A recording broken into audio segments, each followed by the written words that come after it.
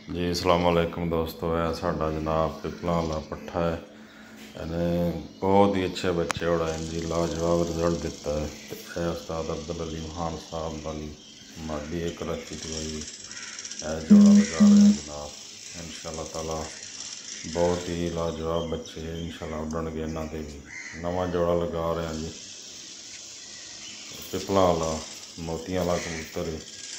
उस्ताद अब्दुलعلیم खान साहब वाली मादी वाली बलोच वाली जोड़े कसूर वाले से 35-40 साल पुरानी ब्रीड है जी। माशाल्लाह ये भैन भरा अच्छा रिजल्ट दे चुके हैं अगे। शौक करो जी, मैं भाइयों दोस्तों ने शौक कराई जनाब। पपलां वाला कबूतर है, बड़े अच्छे बच्चे उड़ाए इन्होंने। हूँ थोड़ा चेंज करके जोड़ा लगाया है। ये देखो हूँ की रिजल्ट मिलता है।